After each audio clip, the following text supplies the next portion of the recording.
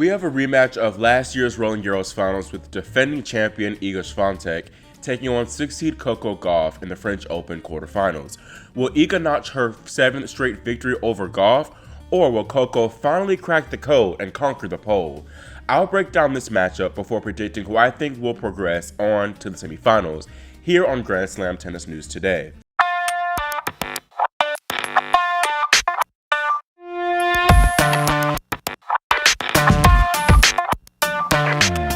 Iga Swiatek, she really hasn't been tested all tournament when you look at it. She's had a couple of rough starts against Christina Buxa and Claire Liu, but she bickled those two in the end. And then she absolutely laid down the hammer against Shi Yu Wang, double biggling the Chinese woman. Iga spent even less time on court in her 4th round encounter with Lesia Sarenko, who retired down 1-5. Iga, she's simply been solid overall this event, and she's been in control of all of her shots, and none of her opponents thus far have had any weapons to really trouble her, so she's been the one dictating points from the ground pretty much all tournament. Swiatek has been serving strong too, which always helps, and I mean, there's nothing really much more I can say regarding Iga's form. It's really pretty much run-of-the-mill for her standards, just overall solid, imposing tennis on her part. Meanwhile, Coco has not been playing that well this tournament, but she's fought and problem-solved her way through a lot of adversity. She dropped the opening set in her first round versus Rebeka Masarova, who she destroyed in the Auckland final earlier this year, but she recovered to cruise in the end.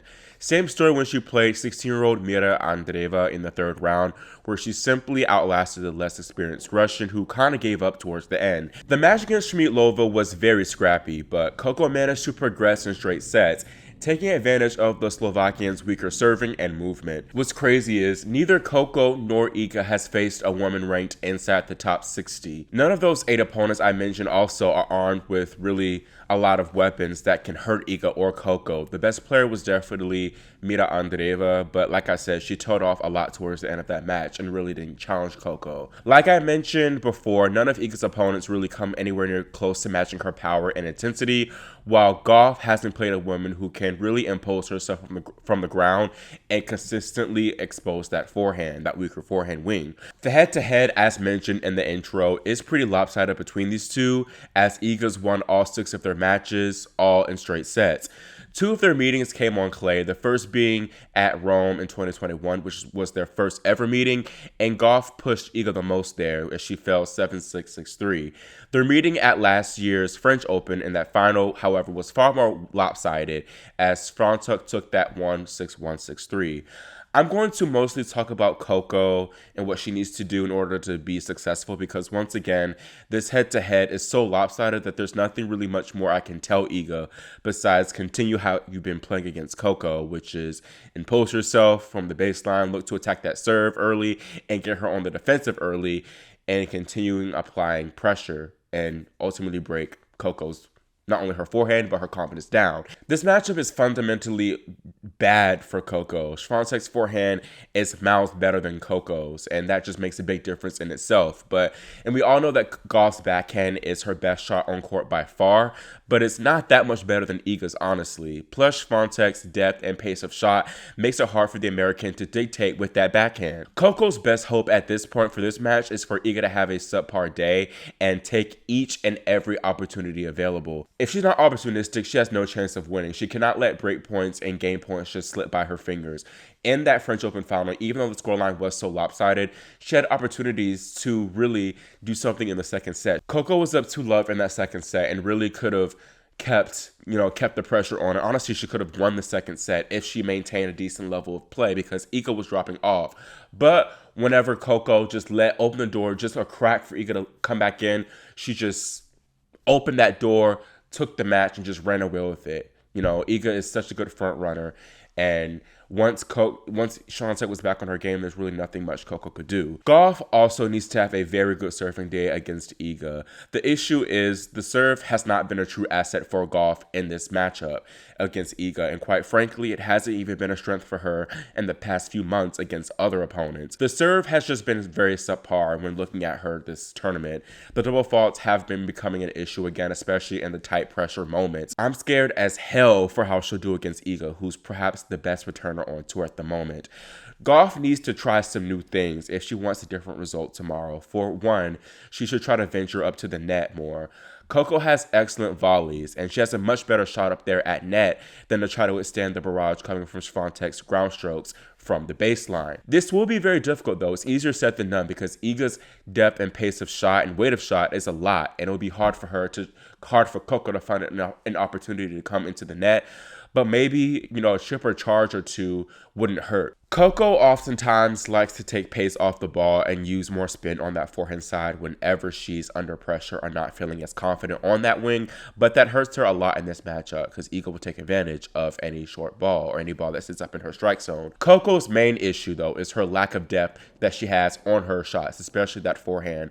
She is able to get away with that loopy forehand that kind of lands just behind the service box against a lot of other players, but against Iga, Swiatek will take that ball early, as I just said, and she'll gain control of the rallies just like that. If Coco is going to go with that heavier forehand with more spin, she needs to make sure that she hits it with good depth in the court and actually keeps the Polish woman at bay from attacking. Coco, without a doubt, needs to hit through that forehand side more too tomorrow. And in their last few matches at the WTA finals and the Dubai semifinals, for example, I have seen her do a better job of trying to hit through that forehand more and just be more instinctive. And just go for it whenever she senses the opportunity on that forehand shot. But she's not used to doing that consistently against other opponents. So she tends to spray a lot of balls when she tries to do this against Iga, who defends so well. So oftentimes it just looks like an erratic performance from Gauff whenever she tries to do this. Looking at an advantage that Coco has coming into this matchup, she has very little to lose here, except suffering yet another straight sets loss to Iga, which can damage her confidence against the pole, which makes it even harder for her to conquer her. Well, maybe there is a little something for her to lose, but my point was Coco knows that she isn't expected to win this match at all, so she can swing freely and play like she has nothing to lose.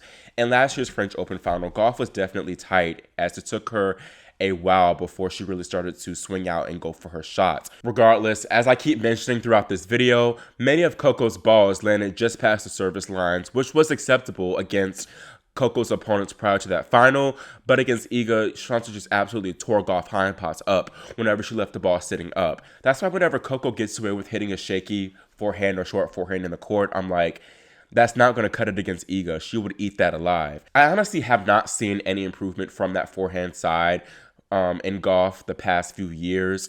If anything, it's become more of a liability, but I'm going to talk about that more in an upcoming video, just analyzing Coco's career and why she perhaps hasn't had that big breakout moment that we've all been waiting on from her. Quite frankly, Coco has played poorly all clay season, and that's continued here into Roland Garros, but this is honestly a huge accomplishment making the quarterfinals when you consider how off her game has been, and I'm just really proud of how hard she's fought, problem solved, and honestly scammed her way into her third consecutive Roland Garros quarterfinal. Coco will not win this slam, and it's an odd feeling because the past few times Coco's made it to the stage in a major, I was confident that she could take it, but the American has been playing that poorly. There is a chance that Coco could raise her level when necessary and fight her way through, but that would just be too much of an ask here, which is why I'm having Iga advance pretty comfortably in straight sets here. That's all I have for this video, and let me know in the comments whether you agree with me that Iga will take this match in 2 sets,